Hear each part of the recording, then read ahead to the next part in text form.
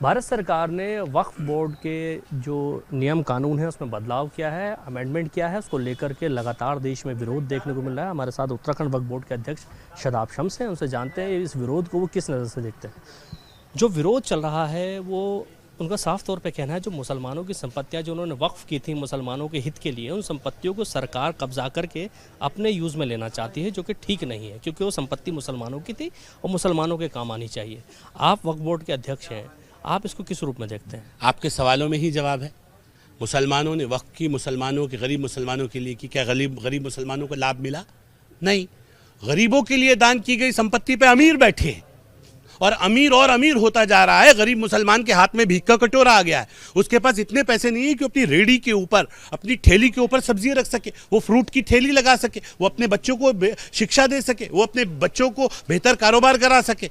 उसके पास अच्छे स्कूल्स नहीं है, उसके पास, उस कौम के पास जिसके पास 9 लाख करोड़ की संपत्ति है, उसके पास अच्छे हॉस्पिटल नहीं है कि अच्छा इलाज हो सके। लोग सराय खोलते हैं, लोग धर्मशालाएं खोलते हैं। बता दीजिए वक्फ बोर्ड की धर्मशालाएं कहाँ हैं, क्या व्यवस्थाएं? सब लूट का अड्डा बने हैं, सब चोरी हो रही है। अगर उस चोरी पे लगाम लगाने की कोशिश ईमानदार सरकार कर रही है तो क्या गलत कर रही है?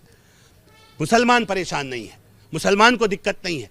कुछ तथाकथित जो अपने आप को मुसलमानों का ठेकेदार समझते हैं, जो वक्फ के लुटेरे हैं, उनको दिक्कत है। जो वक्फ के माफिया हैं उनको दिक्कत है, क्योंकि उनके इंक्रोचमेंट पूरे हैं। वो बैठे हैं ज़मीनों के ऊपर, 75 सालों में कब्जे ही तो किए हैं वक्फ की संपत्तियों पे। इसलिए उनको लगता है कि वक्फ की संपत्तियों से जैसे चल रहा है वैसे चलने दिया जाए, कोई छेड़छाड़ ना किया जाए। बहुत अच्छा कानून है, बहुत अच्छा कानून। अगर अच्छा कानून है तो बताइए, इस अच्छे कानून में अच्छे अस्पताल क्यों नहीं बनाए? इस अच्छे कानून में अच्छे स्कूल, डिग्री कॉलेजेस, यूनिवर्सिटीज़ क्यों नहीं बनाई? आपने किया क्या? गरीबों के लिए अच्छे घर बनाए क्या? गरीबों को अच्छे घर दिए? एक गरीब मुसलमान से पूछे कोई लाभ मिला क्या उसे वक्फ का, तो कहेगा नहीं। तो फिर किस बात के लिए चिल्ला रहे हैं, ये डरा रहे हैं मस्जिदें नहीं रहेंगी, मस्जिदें नहीं छीनी जाएंगी? जो संपत्तियों के ऊपर, तुम्हारी संपत्तियों पे अवैध कब्जे हैं, जो हजारों एकड़ संपत्ति है वो छीन ली जाएगी। मस्जिदों तो नमाज के लिए है, उसे कोई क्यों छीनेगा? सरकार तो कब्रिस्तान देती है। उल्टा हमारे यहाँ उत्तराखंड के अंदर क्या सरकार ने कब्रिस्तान नहीं दिए क्या? पिछली बार देहरादून के मेयर विनोद चमोली ने कब्रिस्तान नहीं दिए ना? जहां लगता है जरूरत नहीं है, वहां मुसलमानों को भाई दफनाने की जगह नहीं मिल रही तो कब्रिस्तान दिया जाता। और दूसरी तरफ मुसलमान आते हैं बाहर से, उन कब्रिस्तानों पे कब्जे करते हैं, उनके ऊपर अपने मकान बनाते हैं। ये ईमानदारी है? शर्म खत्म हो गई हमारी। बेईमान हम, गलती दूसरों की। कब तक दूसरों पे उंगली उठाओगे? सच का सामना करो। रमजान है, मैं रोजे से हूं इसलिए सच बोल रहा हूं। बाज आ जाओ अपनी हरकतों से। सुधार करने की गुंजाइश मिल रही है, आज सुधार का मौका है। सुधारने की कोशिश सरकार कर रही है और ये गरीबों का हक गरीबों तक पहुंचाने की बात कर रही है। आप मिसलीड कर रहे हैं। आप कह रहे हैं खून की नदियां बह जाएंगी, हम शाहीन बाग बना देंगे। क्या बनाओगे शाहीन बाग? देश को जलाना चाहते हो, अराजकता फैलाना चाहते हो? भाई 75 साल आपको मिले, 75 साल वर्सेस मोदी कार्यकाल। आपको 75 साल मिले, आपने करके दिखाया, आपने क्या किया। अब हमारा टर्न है, भाजपा का टर्न है, हमें करने दीजिए। अगर अच्छा नहीं लगेगा तो दोबारा सरकारें बदलती हैं। वैसे तो आसार दिख नहीं रहे कि कभी सरकार बदलेगी, इनका भी कभी मौका आएगा। लेकिन एक मैं फिर भी मान लेता हूं, कभी मौका आए तो बदल देना ना एक्ट, संशोधन दोबारा हो जाएगा, दोबारा चीजें आपके हिसाब से हो जाएंगी। लेकिन लोगों को देखने तो दो, सही और गलत में फर्क क्या होता है।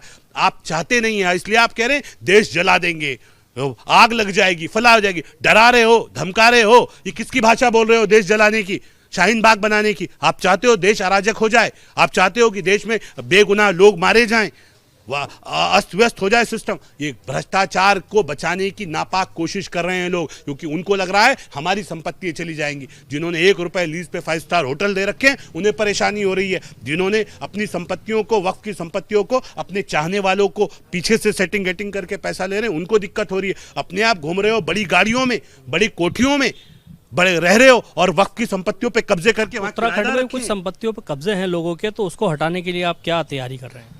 वक्फ ट्रिब्यूनल समाप्त हो चुका था पिछले 1.5 साल से।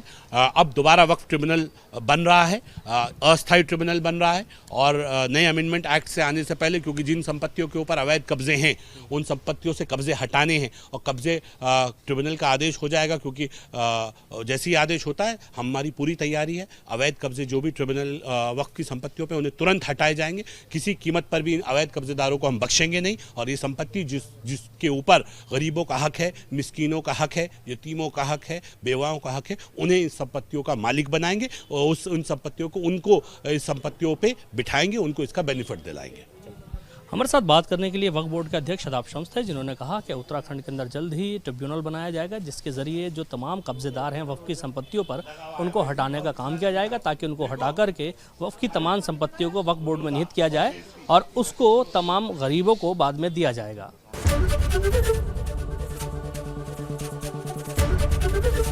एबीपी गंगा, खबर आपकी, जुबान आपकी।